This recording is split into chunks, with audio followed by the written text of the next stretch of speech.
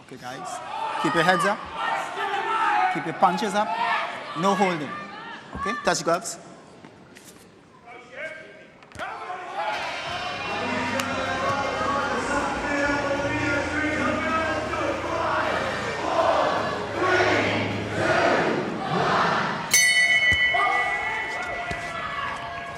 We're in the 91 kilogram heavyweight division, and this is quarter-final action between boxers from Scotland and England. The boxer wearing red is Scotland's Scott Forrest, 23 years of age. Part of an 11-strong Scottish boxing team. The man who just got through with a good right hand to the body and a jab is England's Chev Clarke, appearing in his second Commonwealth Games, as is Forrest. But in his first Commonwealth Games appearance 4 years ago, Clarke was representing Jamaica, down at 81 kilograms.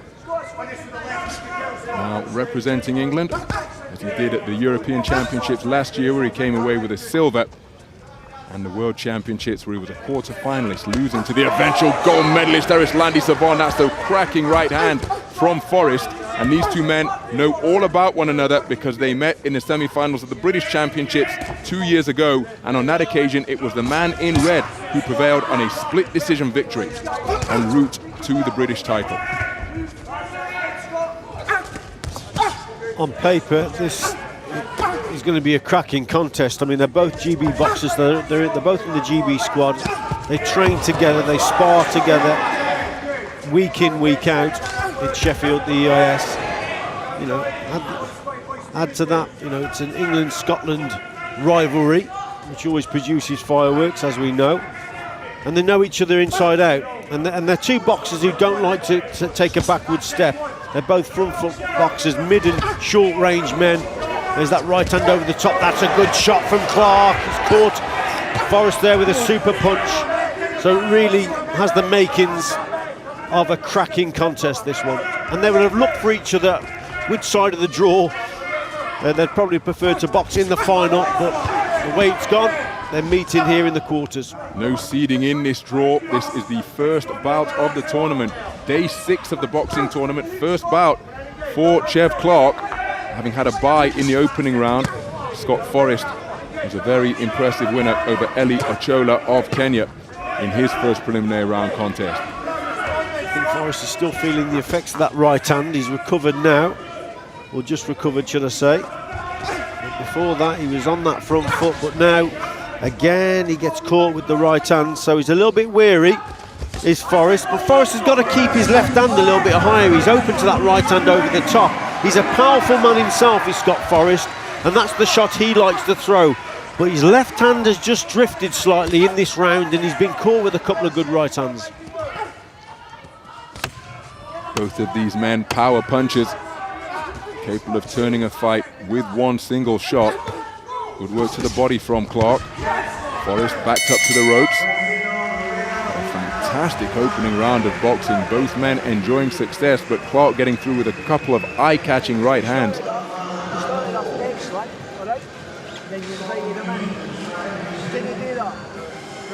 He's not landing, he's hitting arms, he's hitting gloves, he's still visually, he's hitting his punch, right? You keep that gap what you started off with. I agree with Mike Keane in that Scott Forrest started off pretty well.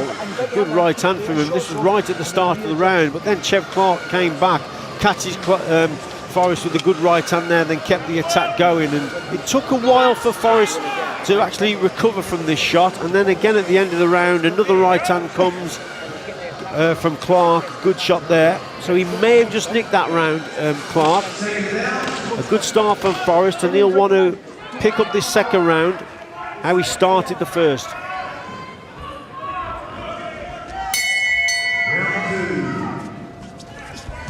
So into the second round then. The winner of this contest will go through to the medal podium in the semi-final stage, and we can tell you that they will face David Naika, the reigning champion from 4 years ago at light heavyweight, as Clarke lands another good right hand at mid-range. And that's because Naika's scheduled quarter-final opponent didn't show up. The man from Cameroon, Christian Nzide. Clarke with Forrest with a good shot of his own. that's who awaits at the final 4 stage for the victor of this one. Is another good right hand from Forrest. Forrest still very dangerous, isn't he, with that right hand himself? So they're very similar boxers in that they both like to go forward and land those bent arm shots, that right hand over the top. Forrest has decided just to sit back a little bit and invite Clarke in and try and catch him with that right hand over the top as he's coming forward. But occasionally he's just been a little bit too slow off the mark, and that's allowed Clarke to land his own right hand. So it's tactical here from both boxers. Who can land that big shot? Because they're both capable here of landing that right hand over the top. And if their opponent's left hand's a little bit low, then it's going to connect. Midpoint of the second round. Right hand from Clarke straight towards Forrest's shoulder. Both men just trading misses. Left hook was long, blocked effectively by the right glove of Forrest from Clarke. Hard right hand to the ribcage from the man in blue. Good left jab from Forrest. Really is a contest that you can't afford to take your eyes off, because it could turn on a single punch. Good left jab again from the man in red. Forrest just waiting, probably a little bit too long, but he's trying to catch Clarke on the counter. He's just missed a couple of times. He's just switched off for me here, Forrest. He's got to just work a little bit harder. I think Clarke, that's a little bit better from him, but Clarke's seemed to be working. He's outworking Forrest in this round for me. And maybe Forrest needs to push Clarke back occasionally just to keep those judges happy. See, that's better from Forrest. But Clarke on that front foot always looks to be taking the contest to his opponent, and that can impress judges.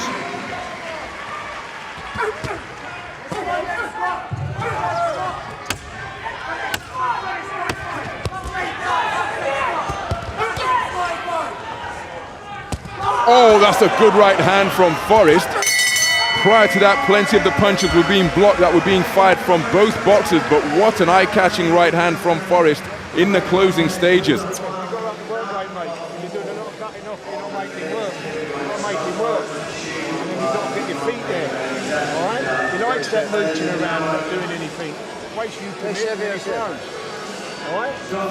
Dave Holloway wants his man to do more work.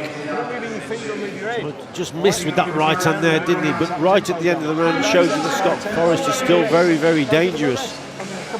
Good jab there from Clarke. Let's have a look at here. There's that right hand. That was a cracking shot from Forrest, and he needed that towards the end of the round. Big shots, just go for the work. Come on, come on. We'll give you a minute. Let's go. Come on.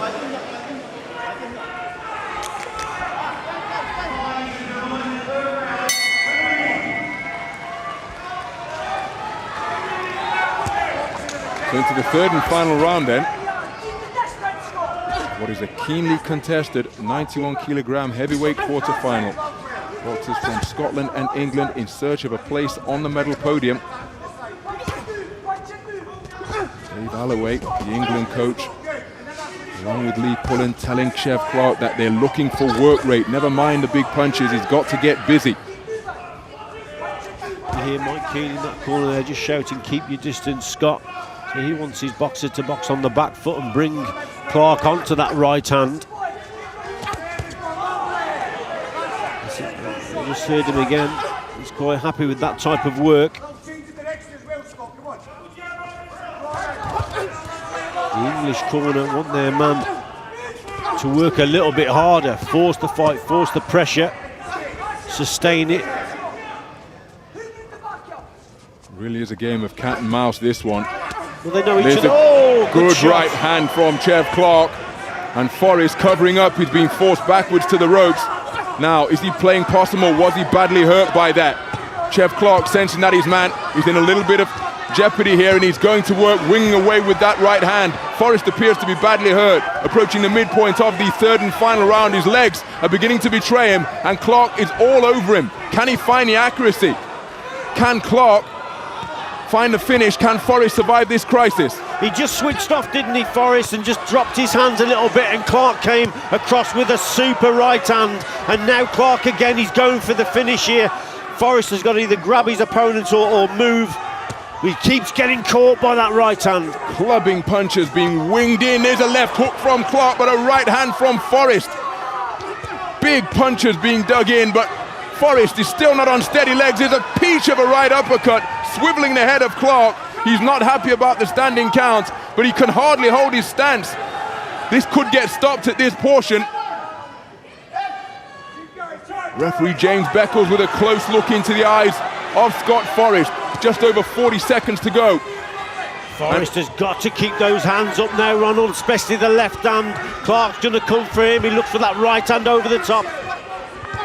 Good work to the body from Clarke, trying to bring the hands down. And you've got to give Scott Forrest immense credit, but he appears to be boxing in a fog here. Still not on a sure-footed stance. And here's the good right hand from the man in red, still showing defiance, shaking his head in the direction of Clarke. I think he's actually recovered now, and he's still dangerous, is Forrest. Remember, these two know each other. They know their strengths, and Forrest now, he's starting to rally. Tremendous last 10 seconds. There's a cut over the right eye of Forrest in the closing stages. What a contest, my goodness. Scott Forrest receiving a standing count in the third and final round. That cut must have occurred in the closing 15 seconds or so. Well, this man showed some toughness during the course of that third round because he was shaken up, but he managed to survive the storm and come back swinging with a rally towards the end of the round. Yeah, Forrest just switches off, doesn't he? Gets caught with a tremendous shot there, but look how low his left hand was. Gets caught with the shot, and then it's a case, can he recover? Clarke knows he's caught him. He's going for the stoppage, and give Forrest credit, he got through it and then just responded right at the very end. Comes back with a couple of good shots, but Clarke keeps the attacks going. He smells the victory, and for me, he's got over the line here, Clarke.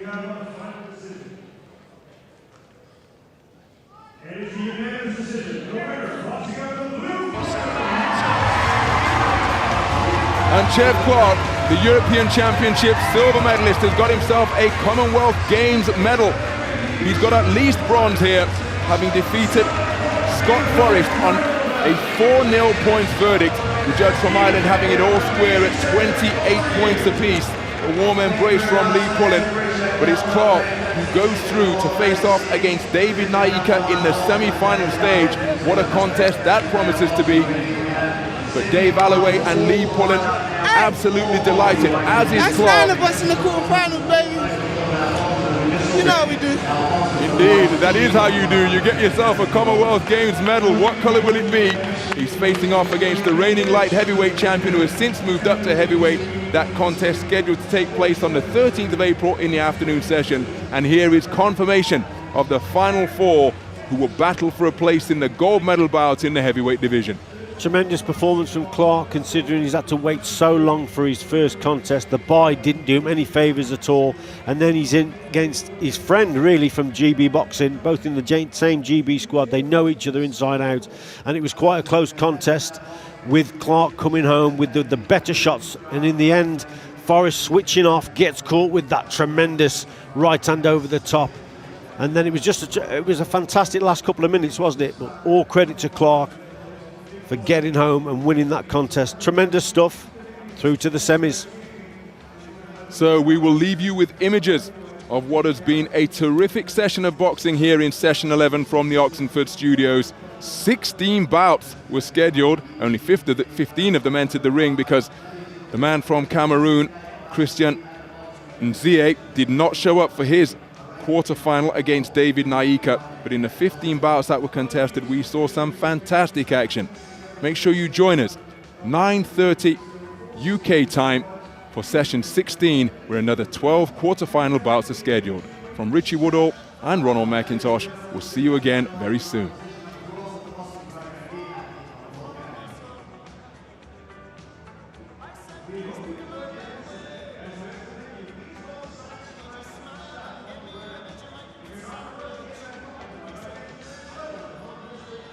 just snuck home. Jesse Larty from Ghana beat Bloom. That was a very tough fight. And Jonas showed every bit of skill in the world. A little bit of dirty fighting along the way too, to be perfectly frank. And Luke McCormack was too good for Liam Wilson. He is just such a skillful boxer. And then this amazing heavyweight, Tanwa. He is just so hard to catch and so unpredictable. The Australian, Jason Waitley. Great victory. Yeah, really good victory for him. And of course, then we've just seen high drama. Clarke. Yeah, Forrest looked to us to have been clearly in front, but then just got dusted up in that last round, and it was 10-8 on every scorecard. So a really dramatic day, tremendous entertainment here at the boxing, and we've got more to come. And of course tonight,